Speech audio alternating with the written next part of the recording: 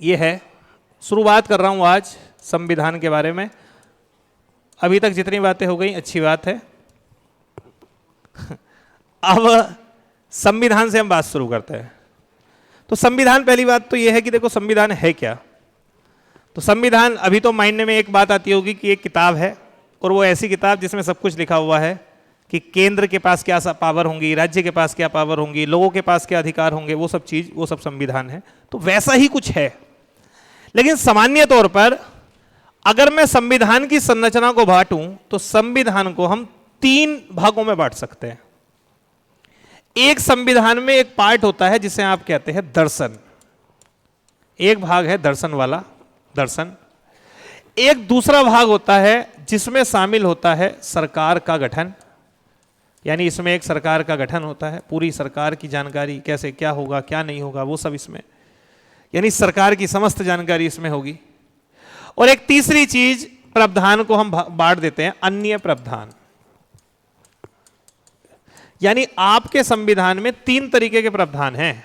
एक दर्शन है, एक दर्शन के अलावा सरकार का गठन हो गया, वो सब चीजें, और एक अन्य प्रावधान। यहां सरकार के गठन से वैसे मैं लिखूं बेहतर रहेगा, वो रखूं मैं शासन व्यवस्था, यानी शासन की जानकारी। भाई शासन से जुड़ा हुआ तो होगा ना संविधान। मेन बात आती है कि दर्शन में क्या क्या आएगा आपके संविधान में। तो दर्शन में हम बात करेंगे आपका प्रस्तावना। प्रस्तावना, तो प्रस्तावना क्या है, दर्शन है। पहली बात तो यह आती है कि दर्शन क्या होता है, किसी भी चीज का दर्शन क्या होता है। दर्शन का मतलब होता है कि कोई चीज किस चीज पे आधारित है। जैसे हम कहते हैं गांधी जी का दर्शन, सुना है गांधी जी का दर्शन। तो गांधी जी के दर्शन का मतलब क्या है कि गांधी जी ने आज तक जो सिद्धांत दिए, जो कुछ भी उन्होंने दिया, उनका मेन आधार क्या है, मेन पिलर क्या है। तो आप कहोगे सर मेन पिलर है सत्य, अहिंसा, ये मेन है। तो मैं कहूंगा बस यही गांधी जी का दर्शन है, यही गांधी जी का दर्शन है। तो ऐसे ही हर एक विचारों का एक निचोड़ होता है, हर एक चीज का एक दर्शन होता है। अब अंबेडकर जी हैं, उनकी एक अपनी फिलॉसफी है। आप कहेंगे अंबेडकर जी की फिलॉसफी का क्या निचोड़ है, तो मैं कहूंगा उनकी फिलॉसफी का निचोड़ है अपने जाति पर ज्यादा बल देना, यानी अपने समाज को अपना समझना। यह उनके दर्शन का मेन निचोड़ है। तो वैसे ही हर चीज का एक निचोड़ होता है। तो वैसे ही आपके संविधान में जो निचोड़ है वो सब चीजें आती हैं उसका दर्शन में। तो आपको संविधान का दर्शन कहां कहां दिखाई देगा कि आप समझ पाओ ये क्या है, ये क्या चीजें इसमें हो सकती हैं। तो वो एक तो आपको प्रस्तावना में, और प्रस्तावना तो है ही अपने आप में दर्शन। इंट्रोडक्शन तो अपने आप में बता ही देता है सब कुछ किसी चीज के बारे में। दर्शन के बारे में और जानकारी आपको मिल जाएगी मौलिक अधिकारों से भी, क्योंकि मौलिक अधिकारों से आपको यह पता चल जाएगा कि यहां पर लोगों के पास कितने अधिकार हैं। तब आपको समझ में आएगा कि संविधान की मेन फिलॉसफी जो है वो लोगों पर ही आधारित है। प्रस्तावना भी शुरू हो रही है हम भारत के लोग, शुरुआती इससे हम भारत के लोग। और एक आपको दर्शन समझ में आ सकता है इसका नीति निर्देशक तत्वों से। ये सब चीजें मैं आपको आगे पढ़ाऊंगा। जो प्रस्तावना है वो संविधान के किसी भाग में नहीं है, लेकिन मौलिक अधिकार संविधान के भाग में है, और जिस भाग में है वो है भाग 3, और नीति निर्देशक तत्व जिस भाग में है वो है भाग 4। और मौलिक कर्तव्यों को भी मैं दर्शन में लिख सकता हूं। मौलिक कर्तव्य जो कि मूल संविधान में नहीं थे, बाद में जोड़े गए, और ये हैं संविधान के भाग 4 क्या में है। बात समझ रहे हैं ना ये। तो ये इतनी चीजें हम दर्शन में पढ़ेंगे। सबसे पहले मैं आपको दर्शन वाला पार्ट कराऊंगा। सबसे पहले मैं जो चीज आपको पढ़ाऊंगा वो ये पढ़ाऊंगा, प्रस्तावना, मौलिक अधिकार, नीति निर्देशक तत्व, मौलिक कर्तव्य, वो सब। अगली बात आती है शासन व्यवस्था के बारे में और अन्य प्रावधान। तो शासन व्यवस्था के बारे में भारत की कैसी है वो मैं भी आपको बताऊंगा। संविधान में क्या क्या प्रावधान है वो भी बताता हूं मैं आपको। अन्य प्रावधानों में इसमें क्या क्या आ जाएगा, जैसे कुछ और भी बातें हैं जो संविधान में की गई हैं। जैसे नागरिकता का प्रावधान संविधान में किया गया है, जैसे आरक्षण का प्रावधान आपके संविधान में किया गया है, जैसे आपातकाल का आपात प्रावधान आपके संविधान में किया गया है, आपात प्रावधान किया गया है। भाषा से जुड़े प्रावधान आपके संविधान में हैं, भाषा से जुड़े प्रावधान आपके संविधान में हैं। अनेक आयोग, अनेक सारे आयोग आपके संविधान में हैं, यानी ऐसी भी बहुत सारी चीजें आपके संविधान में है। तो इनको हम अन्य में रख देते हैं। और मेन जो जानकारी है आपके संविधान में वो है जी संविधान में शासन की जानकारी। ठीक है, अब संविधान में शासन की क्या जानकारी है वो मैं आपको समझाता हूं। नोट कर रहे हैं इसको? क्या करने की मतलब करना चाहो तो कर लो, मैंने क्या बताया, ये चीजें तो ऐसी होती हैं, ठीक है। और अब तो तुम्हें सीखना भी ये सोच करके है कि मेरे को किसी को सिखाना है, ठीक है। तो अब ये थोड़ी एग्जाम में ये आपसे पूछेगा कि ये प्रावधान किस में, ये तो मैं केवल आपको समझा रहा हूं, बात समझ रहे हैं? तो दर्शन वाला पार्ट अन्य प्रावधान में ये है। अब शासन के बारे में अगर हम लोग बात करें कि संविधान में शासन की क्या व्यवस्था है, तो देखो भाई, मैं आपसे अगर एक बात पूछूं कि बताओ मेरे को भारत में कैसा शासन है, एकात्मक है, संघात्मक है या परिसंघात्मक है? संघात्मक है। इसका मतलब चीजें बटी हुई हैं केंद्र के स्तर पर और राज्य के स्तर पे, ठीक है जी, बटी हुई हैं केंद्र और राज्य के स्तर पे। लेकिन मैं आपसे पूछना चाहता हूं, तीन चीजें होती हैं, विधायिका, कार्यपालिका, न्यायपालिका, इनमें से कौन सी चीजें बटी हुई हैं? क्या तीनों बटी हुई हैं या एक बटी हुई है या दो बटी हुई हैं? कौन कौन सी? विधायिका और कार्यपालिका बटी हुई है, यानी केंद्र की विधायिका अलग है और केंद्र की कार्यपालिका अलग है। सेम राज्य की विधायिका अलग है और राज्य की कार्यपालिका अलग है, ठीक है। बात आ रही है समझ में आपको? अब मेन बात करते हैं, केंद्र की विधायिका, केंद्र की कार्यपालिका, राज्य की विधायिका, राज्य की कार्यपालिका। न्यायपालिका को हम नहीं बांट सकते, तो मैं अलग अलग नहीं लिख सकता केंद्र और राज्य की, वो तो अलग है। और अलग क्या, स्वतंत्र है, इनसे मतलब ही नहीं है उसका, वो तो अलग है बिल्कुल। अब केंद्र की विधायिका का मतलब क्या होगा? आप कहेंगे केंद्र की विधायिका का मतलब है जो केंद्र में कानून का निर्माण करे, और केंद्र में कानून की जो विधायिका कहते हैं वो कहते हैं संसद को। और राज्य में जो विधायिका बोलते हैं ना, वो बोलते हैं विधानमंडल को। ये बात ध्यान रखना कि केंद्र में विधायिका बोला जाता है संसद को और राज्य में विधायिका बोला जाता है विधानमंडल को। बात समझ रहे हैं? अब हमारे यहां पर संसद में दो सदन हैं, एक है लोकसभा और एक है राज्यसभा, ठीक है, राज्यसभा। यानी दो इस तरीके से, एक अलग सदन है, यहां पर लोग ऐसे बैठते हैं, एक मेन हेड होता है, और एक ऐसा है यहां पर, और ये ऐसे अलग अलग है, दो सदन है। और जो विधानमंडल है राज्य में, वहां पर भी दो सदन होते हैं, वहां पे भी दो हैं, दो हाउस है। एक को बोलते हैं लेजिस्लेटिव असेंबली यानी विधानसभा, और एक को बोलते हैं विधान परिषद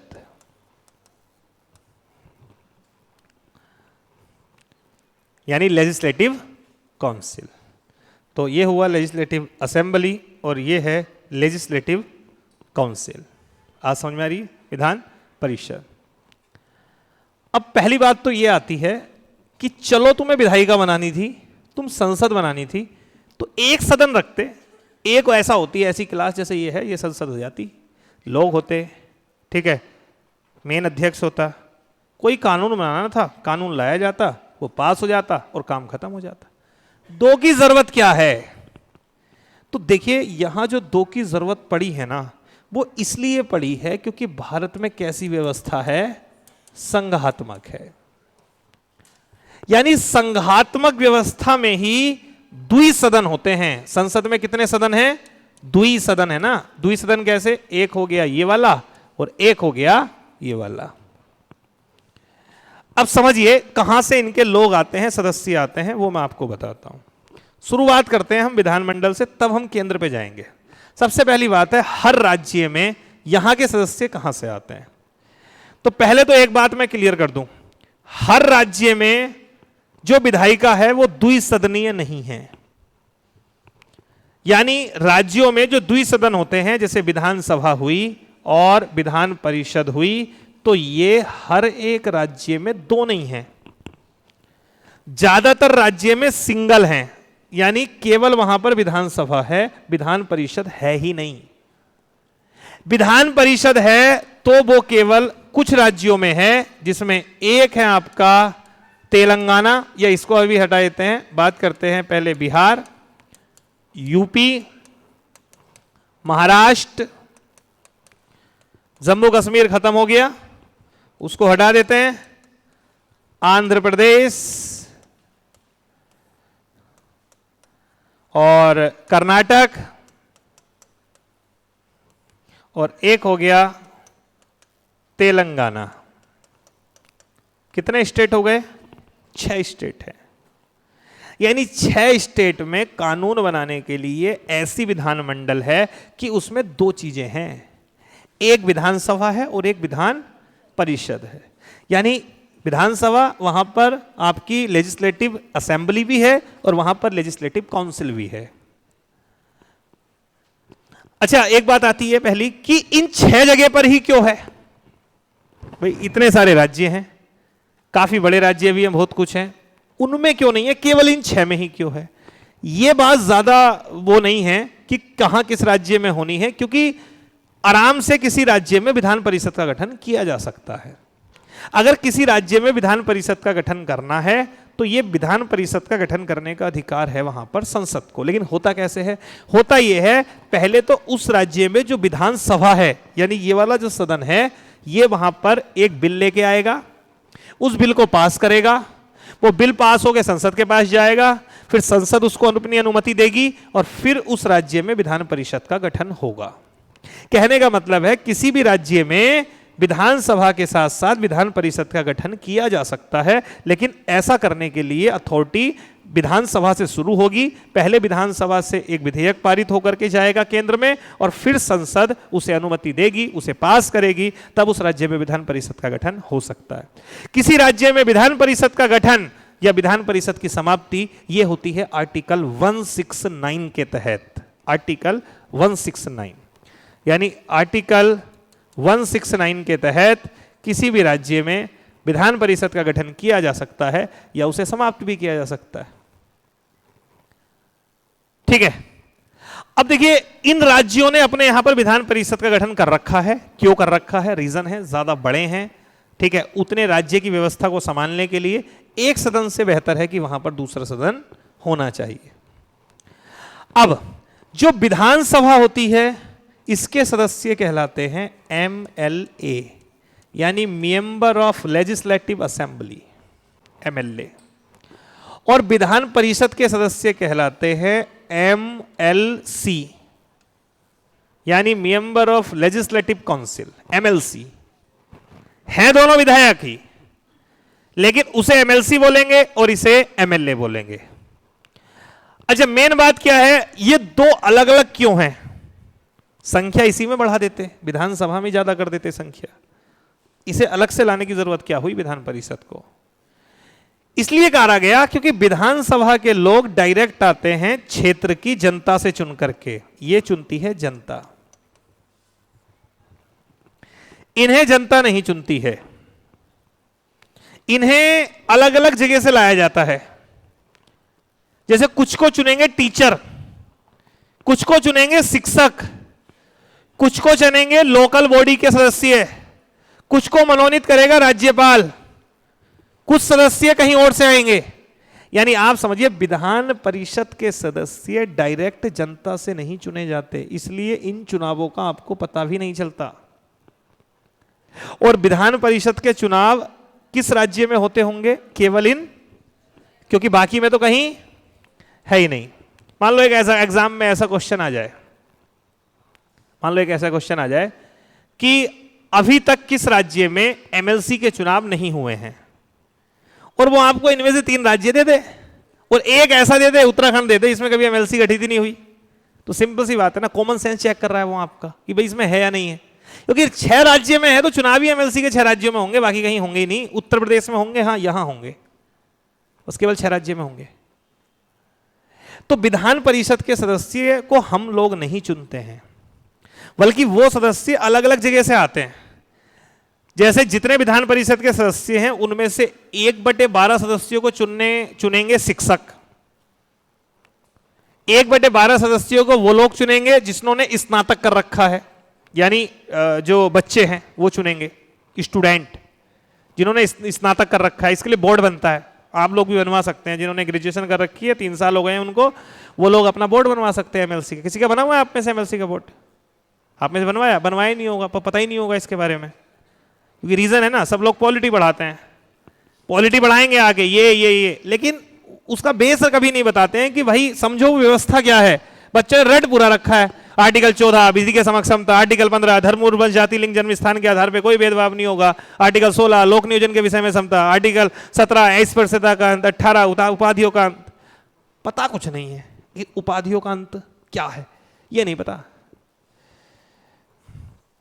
अनुसूची पूरी रट रखी है, अनुसूची 1 संघ राज्य क्षेत्र, अनुसूची 2 वेतन और भत्ते, अनुसूची 3 शपथ। और पूछ लिया ना कि जो अनुसूची 3 है शपथ, उसमें कौन शपथ लेता है, अनुसूची 3 के तहत कौन शपथ लेता है, ये पूछ लिया तो नहीं बता पाएंगे।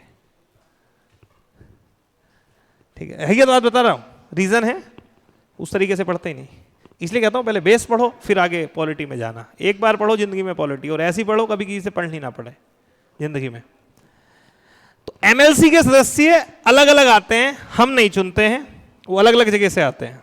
आगे पढ़ाऊंगा विधान परिषद की संरचना, वहां मैं डिस्कस करूंगा कैसे कैसे आते हैं वो लोग। 1/12 मैंने बताया शिक्षकों से शिक्षक चुनते हैं, 1/12 स्टूडेंट चुनते हैं। जो 1/6 होते हैं वो राज्यपाल मनोनीत करता है, 1/3 जो है वो विधानसभा के सदस्य चुनते हैं, 1/3 जो है वो लोकल बॉडीज होती हैं वो चुनती हैं। तो पूरे हो गए सदस्य। ये आप चुनते हैं, जो आप एमएलए के लिए विधायकी का वोट डालते हैं ना, वो लोग आते हैं यहां पर। यानी आपके विधायकों की जो पहुंच है वो विधानसभा तक है। यानी वो कानून का निर्माण कहां तक करते हैं, वो करते हैं केवल आपके राज्य के लिए। यानी जो राज्य की विधायिका है वो केवल राज्य के लिए तो कानून बनाएगी, राज्य सूची के विषय में जो विषय होंगे उसी पे कानून बनाएगी। अब आ जाते हैं इधर, यहां के सदस्य कहां आते हैं, तो यहां पर 2 सदन हैं। अब इन 2 सदनों में जो ये लोकसभा है, ये यहां के सदस्य आते हैं डायरेक्ट जनता के द्वारा। इनके सदस्यों को बोलते हैं हम लोग एमपी, मेंबर ऑफ पार्लियामेंट। जो आप सांसद चुनते हैं वो आकर के बैठते हैं भाई इधर लोकसभा में बैठते हैं। यानी आपने 2 वोट डाले, एक तो राज्य में डाला विधानसभा के लिए विधायक चुना, और एक केंद्र की विधायिका के लिए डाला आपने वोट सांसद के लिए। वो व्यक्ति केंद्र में कानून बनाएंगे और ये व्यक्ति राज्य में कानून बनाएंगे आपके ये वाले। अब मेन बात है कि यहां पर राज्यसभा के सदस्य कहां से आएंगे, ये भी आप डायरेक्ट नहीं चुनते हैं, इनको आप नहीं चुनते हैं। तो बल्कि पहले आप ये समझिए कि राज्यसभा बनाया क्यों गया है, तब इसके बारे में। पहली बात है कि इसका नाम राज्यसभा क्यों रखा है। इसका नाम राज्यसभा इसलिए रखा है क्योंकि रियल में यहां पर जो एक सदन लाया गया है ना, ये सदन इसको कंट्रोल करने के लिए लाया गया है। क्यों कंट्रोल करने के लिए लाया गया है? आपको पता है भारत में संघीय व्यवस्था है, केंद्र है और राज्य है। आपस में इनका द्वंद्व तो चलता रहेगा, लड़ाई चलती रहेगी। राज्य कहेगा हम कानून का निर्माण करेंगे इस पे, केंद्र कहेगा हम कानून का निर्माण करेंगे। हमेशा केंद्र ऐसे कानून बनाएगा जो राज्य की शक्ति को कम करेंगे। बनाएगा या नहीं बनाएगा? क्या आप बताइए, क्या ये नहीं चाहेगा केंद्र कि ज्यादा पावर हमारे अंदर हो? क्या केंद्र ये चाहेगा कि ममता बनर्जी के पास पश्चिम बंगाल में ज्यादा पावर हो? चाहेगा क्या? नहीं चाहेगा ना, कोई नहीं चाहेगा। तो केंद्र क्या करेगा? हमेशा कोशिश करेगा कि राज्य की शक्ति कट करी जाए, काटी जाए। वो ऐसे कानून लाएगा जिसमें स्टेट गवर्नमेंट की पावर कटेगी, खत्म होगी। और अगर केंद्र में एक ही सदन होता लोकसभा, तो बड़ा आसान हो जाता पावर कट करने के लिए। बार बार राज्य की पावर कट करी जाती राज्य पे केंद्र हावी होता, और ये जो केंद्र हावी होता राज्यों पर, इसे ही लोग कहते हैं कि राज्यों पे तानाशाही चल रही है। नाम दे रखा है संघात्मक व्यवस्था का, काम कर रहे हैं एकात्मक वाले। तो संविधान सभा को यह बात पता थी। संविधान सभा ने कहा कि लोकसभा के साथ एक सदन और होगा, राज्यसभा, और यहां पर क्या होगा, जो राज्यसभा में जो लोग होंगे ये लोग चुन करके आएंगे राज्यों से। अब चुन के तो ये भी राज्य की जनता ने भेजे हैं, लेकिन राज्य का मतलब है कि जो राज्य की विधायिका है, इस विधायिका के सदस्य चुन करके भेजेंगे राज्यसभा के सदस्यों को। फॉर एग्जाम्पल, उत्तर प्रदेश के जो सीट है राज्यसभा में वो 31 है मान लो, तो ये 31 सदस्य जो चुने जाएंगे ना उत्तर प्रदेश से, ये उत्तर प्रदेश की जनता नहीं चुनेगी, बल्कि ये जो विधानसभा है उत्तर प्रदेश में वो विधानसभा चुनेगी। विधान परिषद है, कोई रोल नहीं है इसका, कोई रोल ही नहीं है, ये अपनी शांत है। यानी विधानसभा के सदस्य क्या करते हैं, ये वोट डालते हैं और इनके बाद जो जीतता है वो राज्यसभा का सदस्य बन के जाता है। तो आप कहेंगे सर ये चुनाव कब होते हैं? ये चुनाव होते हैं, राज्यसभा के चुनाव हर 2 साल में होते हैं, क्योंकि राज्यसभा का जो कार्यकाल होता है ना वो 6 वर्ष होता है। तो राज्यसभा में क्या होता है ना, 6 साल में चुनाव नहीं कराते, बल्कि टोटल नंबर जो है सदस्यों के, उनमें से हर 2 साल में 1/3 सदस्यों का चुनाव करा लेते हैं। फॉर एग्जाम्पल के लिए मैं समझा रहा हूं, जैसे मान लो राज्यसभा में टोटल मेंबर हमने मान लिए कि मान लो जैसे 250 है, 250, तो ये लगभग आप मान के चलोगे तो इसका जो 1/3 आएगा ना वो लगभग 83 के आसपास आएगा या नहीं, लगभग 83। तो इसमें क्या होगा, 83 सदस्यों का चुनाव आज करा लिया, चुन के आ गए, और 83 सदस्य बाहर चले गए। अब 2 साल बाद जो दूसरे वाले 83 हैं वो चले जाएंगे और वो आ जाएंगे, फिर 2 साल बाद बाकी के जो है 83 वो चले जाएंगे, वो आ जाएंगे।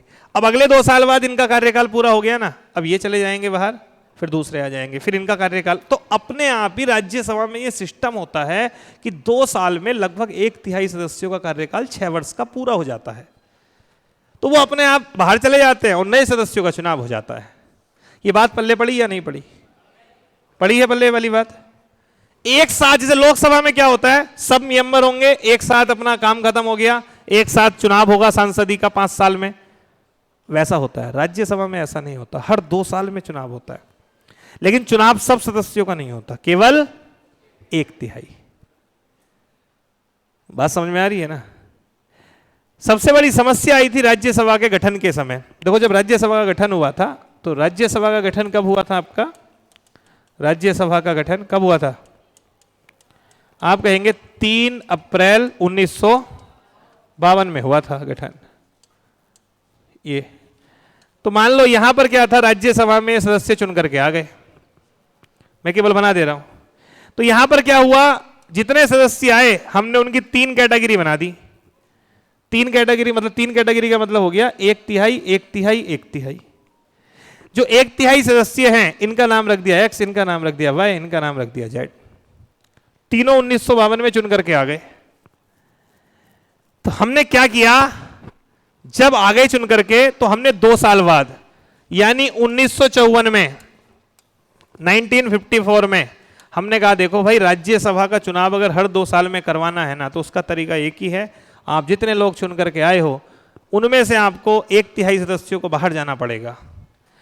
तो पर्ची डाल दी गई, लॉटरी सिस्टम निकाला गया, पर्ची डाली गई, पर्ची निकली, जिन पर लोगों की पर्ची निकली उन्हें बाहर कर दिया गया।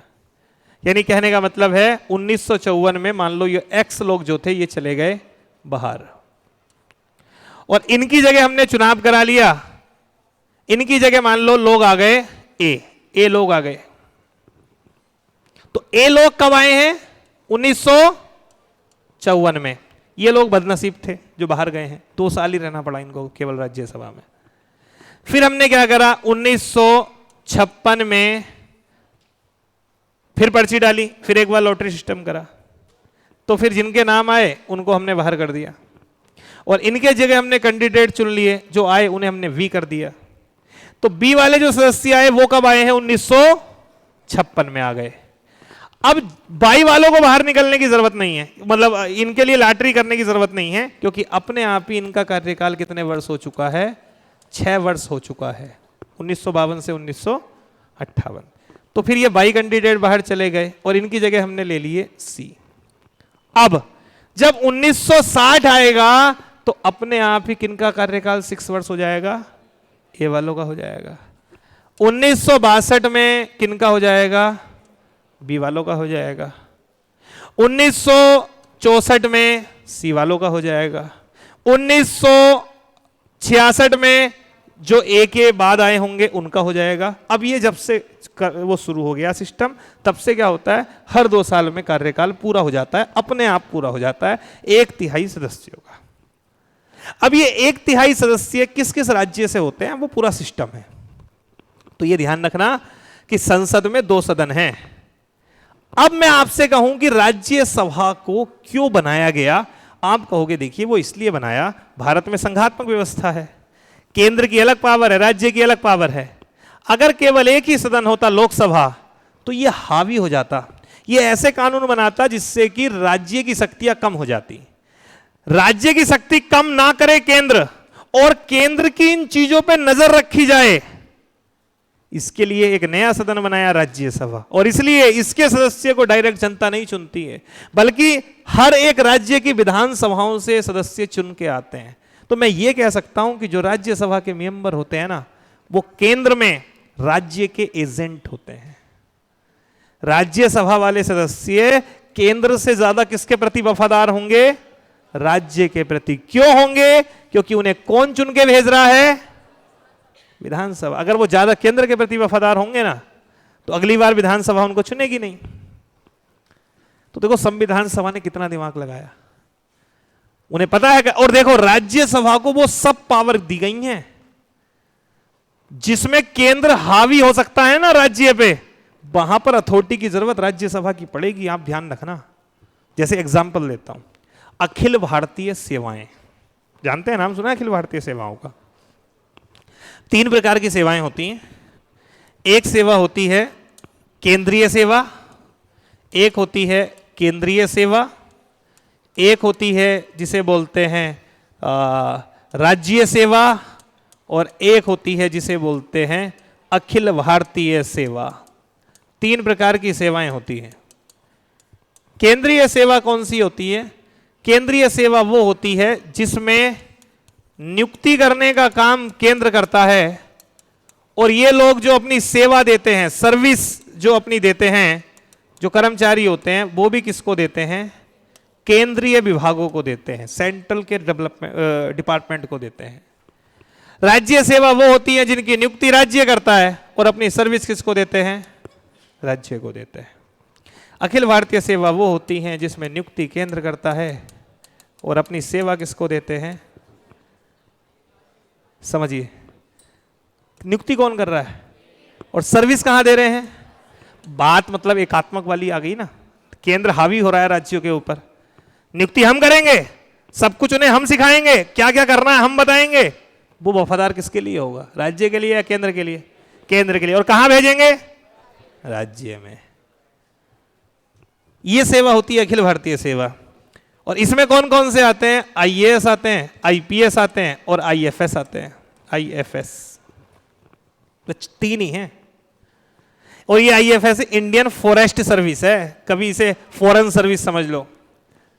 बाकी की जो आपने सर्विस सुनी होंगी, जैसे आईआरएस सुनी होगी आपने, भारतीय राजस्व सेवा, ऐसे ही एक सुनी होगी आईएफएस, इंडियन फॉरेन सर्विस, भारतीय विदेश सेवा, वो केंद्र सेवा है, वो अखिल भारतीय सेवा नहीं है वो।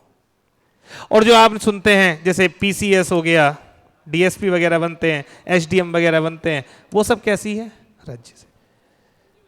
ठीक है, अच्छा इनकी कैटेगरी, केंद्रीय सेवा है ना, इनकी कैटेगरी है ग्रुप ए बी सी।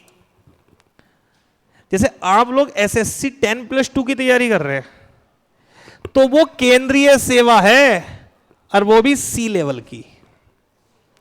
यानी आपकी नियुक्ति कौन करेगा, केंद्र।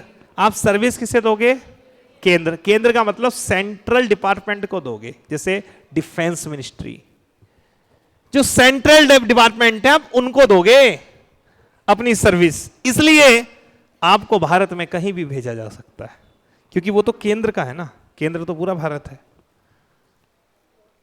इसमें बी में आ जाती है आपकी जो सीजीएल वगैरह से आप क्वालिफाई करते हैं, और ए में आ गई कौन सी, ये आईएफएस वगैरह, ये सब ए में आ जाती है, जो यूपीएससी एग्जाम कराती है इसका। राज्य में भी 3 कैटेगरी होती हैं, ए बी सी। जो आप स्टेट लेवल पर एसएससी की तैयारी करते हो, जैसे यूपी ट्रिपल एससी करते हो ना, स्टेनो की तैयारी स्टेट लेवल की, वो आपकी राज्य की है। अंतर क्या है, आपको सर्विस राज्य में देनी है, अपने राज्य में देनी है। वो सब जो है वो यहां की। इसमें एक कैटेगरी में कौन सी आ जाती है, पीसीएस की, जैसे एसडीएम डीएसपी ये आ गई। अखिल भारतीय सेवा में केवल एक ही ग्रेड होती है, ए ग्रेड। नियुक्ति केंद्र करेगा और राज्यों को अपनी सर्विस देंगे, जैसे आईएएस डीएम यूपीएससी ने नियुक्त किया, केंद्र की संस्था है यूपीएससी, केंद्र की है, लेकिन सर्विस कहां दे रहे हैं, राज्य में, जिले में, जिले का हेड होता है। आईपीएस पुलिस में नियुक्ति किसने करी है, लेकिन ए ग्रेड के लेवल अधिकारी की है, बाकी को छोड़ दिया। बाकी पुलिस के जितने हैं डीएसपी वगैरह वो सब राज्य के अधीन आ गए। देखो ना, राज्य सूची का विषय किसका है, राज्य सूची, जो पुलिस है वो राज्य सूची का विषय है, पुलिस राज्य सूची का विषय है। कानून बनाने का अधिकार किसको है, राज्य। लेकिन पुलिस का जो हेड है डिस्ट्रिक्ट में, वो कहां से आया है, केंद्र से। इसका मतलब केंद्र क्या हो रहा है, राज्यों पे हावी हो रहा है। तो केंद्र राज्य पे हावी हो रहा है, तो ऐसे मामले जिसमें केंद्र राज्य पे हावी हो सकता है, उन सब में राज्यसभा को ज्यादा पावर दी हुई है। तो जो अखिल भारतीय सेवा की पावर है ना, ये राज्यसभा को मिली हुई है। यानी अगर किसी सर्विस को अखिल भारतीय सेवा बनाना पड़ेगा, तो वो बनाने का अधिकार पता है केवल किसको है, यानी कोई सेवा एक आर्टिकल है आर्टिकल 312, जिसमें अखिल भारतीय सेवा की चर्चा है। अगर किसी सर्विस को अखिल भारतीय सेवा का दर्जा देना है, तो यह देने का काम केवल राज्यसभा कर सकती है, लोकसभा नहीं कर सकती। ये देखिए आपके संविधान की विशेष बात क्या है। यानी कल के दिन को अगर ये चाहे, केंद्र ये चाहे कि वो किसी भी सर्विस को वो बना दे अखिल भारतीय सेवा, चाहे इंजीनियरिंग सेवी से, एक आप नाम सुना होगा आईईएस, नाम सुना है आईईएस, ये भी केंद्रीय सेवा है, Indian engineering service, Akhil Bharatiya सेवा नहीं है। कल के दिन को केंद्र ये कहे कि हम तो इन सेवाओं को भी अखिल भारतीय बना रहे हैं, यानी नियुक्ति हम करेंगे, काम ये तुम्हारे यहां करेंगे, और वेतन कौन देगा, तुम ही दोगे। तो ये काम केवल राज्यसभा कर सकती है, लोकसभा नहीं कर सकती। कितना लंबा सोचा है आपने, देखा आपकी संविधान सभा ने, उनको पता था, कितने बड़े विद्वान उसमें बैठे हुए थे, वो सब जानते थे क्या होने वाला है क्या नहीं होने वाला है, उन्हें सब पता था। तो ये इस तरीके का ढांचा आपके देश में मौजूद है। अब एक चीज और, 2 मिनट दे दो मेरे को। कार्यपालिका के अंदर आती है सरकार और इधर भी आती है सरकार। अब मेरे को आप एक बात बताओ, राज्य के 2 सदनों में से कौन सा सदन ऐसा है जिसमें लोग जनता से आए हैं? इधर से कौन से हैं जहां जनता से आए हैं? लोकसभा। अब हमें बनानी है सरकार, यानी कार्यपालिका, जो कानून को लागू करेगी। तो अब ये बताओ, सामान्य तौर पर ये जो कार्यपालिका के लोग, जो कार्यपालिका गठित होनी चाहिए, वो इन दोनों सदनों में से किस वाले सदन पर आधारित होनी चाहिए, लोकसभा पर या राज्यसभा पर? कॉमन सेंस लगाओ। आप कहोगे सर मेन तो लोकतंत्र का मतलब जनता से है, क्योंकि जनता के द्वारा चुने गए सदस्य लोकसभा में हैं, इसलिए जो केंद्र की कार्यपालिका है वो निर्भर करनी चाहिए लोकसभा पर। सेम ऐसे ही राज्य की कार्यपालिका निर्भर करनी चाहिए। मतलब क्या है इसका? मतलब यह है कि लोकसभा में जिस पार्टी के ज्यादा मेंबर हों, उन्हीं को अधिकार होना चाहिए कार्यपालिका गठित करने का। राज्य की विधानसभा में जिस पार्टी के ज्यादा मेंबर हों, उन्हें अधिकार होना चाहिए राज्य में कार्यपालिका बनाने का। तो 2019 के जो चुनाव थे, उसमें जब लोकसभा के चुनाव हुए, तो सबसे ज्यादा जो तो जिस पार्टी को सीटें मिली वो थी भाजपा।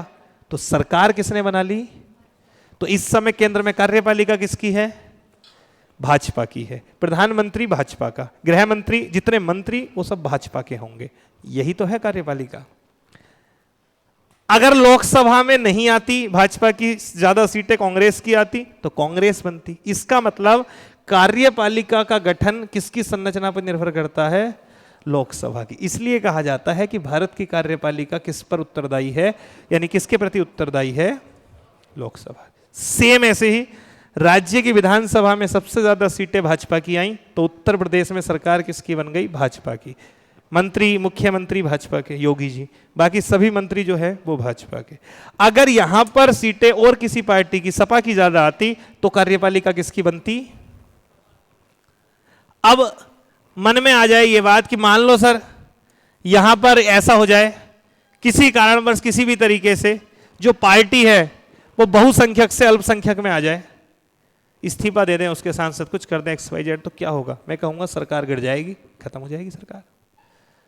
सरकार बनती बिगड़ती रहती है। वो डिपेंड किस पे करती है? सरकार विधायिका पर डिपेंड करती है। तो भारत में जो कार्यपालिका है वो विधायिका के प्रति उत्तरदायी है। तो क्या भारत में कार्यपालिका और विधायिका केंद्र के स्तर पे जुड़े हुए हैं? हाँ। क्या राज्य में जुड़े हुए हैं? हाँ। लेकिन न्यायपालिका क्या इन दोनों में से किसी से जुड़ी हुई है? नहीं। क्या इससे जुड़ी हुई है? नहीं। इसलिए कहा जाता है भारत की न्यायपालिका स्वतंत्र है, लेकिन कार्यपालिका स्वतंत्र नहीं है। कार्यपालिका किस पे आधारित है? विधायिका पर आधारित है। ये मुझे आपको क्लास क्यों पढ़ानी पड़ी, उसका रीजन क्या है? इसी को पढ़ के अब आगे, अब मैं अनुसूची पढ़ाने बैठ जाता तुम्हें और उसमें बताता मैं कि अनुसूची 3 में शपथ है, विधानसभा के अध्यक्ष की शपथ, उपाध्यक्ष की शपथ, विधान परिषद के सभापति की, उपसभापति की। आप कहते हैं क्या यार ये विधान परिषद, विधानसभा, राज्यसभा, ये सब तो ये वाली बातें हैं। चलिए ठीक है, इतना रखते हैं, बाकी हम लोग